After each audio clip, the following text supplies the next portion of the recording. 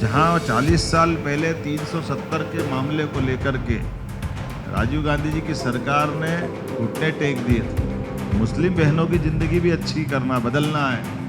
केवल कुछ चीज़ें अगर अपन देखेंगे तो ये हमारे बदलते दौर का एकदम से अपने सबके सामने, ज़्यादा पुरानी बात करें अगर तो वो तो ध्यान में आएगा ही सही।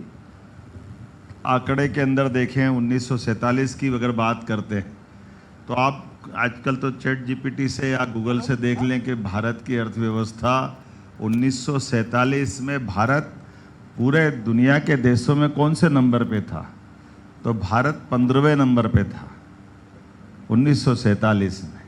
लेकिन जब मोदी जी ने सत्ता संभाली, उसके पूर्ववर्ती माननीय अटल बिहारी वाजपेयी जी को भी स्मरण अपन करें तो लोकतंत्र की खूबसूरती है। 24 दलों को मिलाकर के सरकार चलाना ये अलग कठिन परिस्थिति थी, लेकिन उसके बाद भी उन्हें सरकार चलाई और उस सरकार में भी जो निर्णय किए ये हमारी भाजपा की कार्य करने की पद्धति बताती है कि हम इतने लंबे चौड़े एक तरह से संयुक्त गठबंधन की सरकार के बीच भी देश हितैषी निर्णय परमाणु बम का भी ले सकते हैं, जो माननीय स्वर्गीय अटल बिहारी वाजपेयी जी ने किया।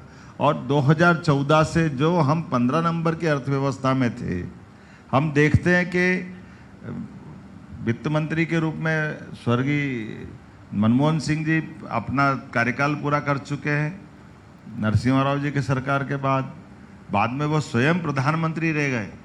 लेकिन स्वयं प्रधानमंत्री रहने के बाद भी वो देश की वित्तीय व्यवस्था में किस स्थिति में हमको छोड़ के जाते हैं।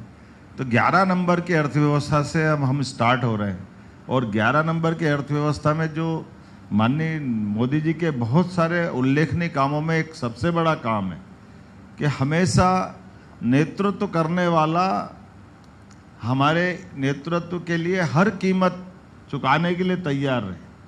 इसलिए सरकार के मामले में तुष्टीकरण समाप्त करके जनता के लिए जो जरूरी है वो सारे कड़े फैसले लेने के लिए बगैर संकोच के आगे बढ़े।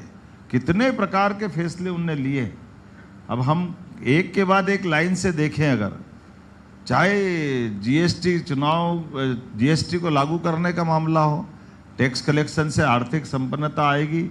और ऐसे समय में जब लोकसभा राज्यसभा में तो उतना बहुमत भी नहीं था उनका, लेकिन कैसे वो युक्ति बुद्धि से अपने विषय को लेकर जाना और सबको सहमत कर लेना, वाकई ये सोच के भी अटपटा लगता है कि जीएसटी से आर्थिक रूप से कितना पूरे देश का परिदृश्य बदला कि सभी प्रकार के नवाचार के लिए देश आर्थिक रूप से संपन्न बनना चाहिए। इनोवेशन को बढ़ावा देने के लिए स्टार्टअप की और दूसरी प्रकार की बात करें तो लंबी चौड़ी बात आती है।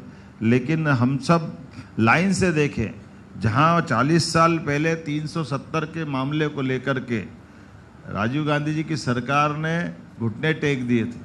मुस्लिम बहनों की ज़िंदगी भी अच्छी करना, बदलना है। और ऐसे में सुप्रीम कोर्ट ने निर्णय किया था।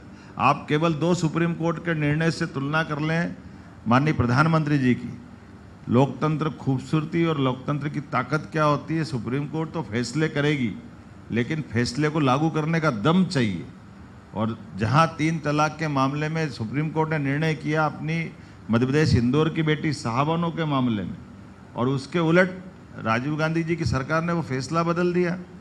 आरिफ मोहम्मद साहब अभी गवर्नर है, उस बात के गवाह हैं, जिन्होंने अपनी बात जिस ढंग से रखने का प्रयास किया था और जो उनके स्वयं के शब्दों में कभी आप सुनोगे तो बताएंगे अंदर की कहानी क्या है। लेकिन माननीय मोदी जी ने शुरू दिन से जो कहा कि हम हिंदू मुस्लिम में भेद नहीं करेंगे, हमारी हिंदू बहनों की भी ज़िंदगी में जो मदद कर सकते वो करेंगे, लेकिन मुस्लिम बहनों की ज़िंदगी में भी अगर बदलाव लाना है, 3 तलाक के कानून से उनके लिए ज़िंदगी में अगर सुख का सवेरा आता है तो 3 तलाक कानून को बदलने की हिम्मत भी दिखाने का काम अगर किसी ने किया, मोदी जी की सरकार ने किया। राम मंदिर के मसले पे अपन देखें, सुप्रीम कोर्ट ने तो फैसले पहले भी किए। मैंने इंदिरा गांधी जी का अपन फैसला देख ले, उनका स्वयं का इलाहाबाद हाईकोर्ट का फैसला हुआ था, उसके बदले में उनने क्या दिया, आपातकाल लगा दिया। 3 तलाक का मैंने बताया था, सुप्रीम कोर्ट ने फैसला दिया।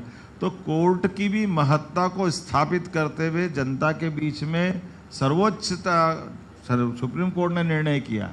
तो तो लागू करना, 3 तलाक भी लागू करके दिखाया, भले 40 साल पुराना, और राम मंदिर का फैसला भी लागू करके दिखाया। तो हिंदू मुस्लिम राम जी का नाम लेते ही देश में दंगे हो जाते, जाने क्या क्या हो जाते थे। लेकिन इतने पुराने मसले को भी सबको साथ लेकर के, ना तो भूमि पूजन के समय झंझट कोई हुई पूरे देश में, ना बाद में लोकार्पण के समय हुई, और उससे बढ़कर के जो आज़ादी के समय सोमनाथ के समय निर्णय होना था, जब तत्कालीन प्रधानमंत्री नेहरू जी को बुलाया गया था कि सोमनाथ के मंदिर के भूमि पूजन लोकार्पण में सरदार वल्लभ भाई पटेल वहाँ मौजूद थे, उनने निमंत्रण दिया था।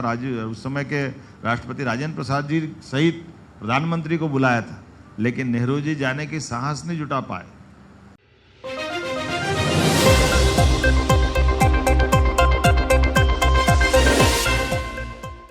Rabindranath Tagore University, Bhopal, NIRF ranked for 5 consecutive years.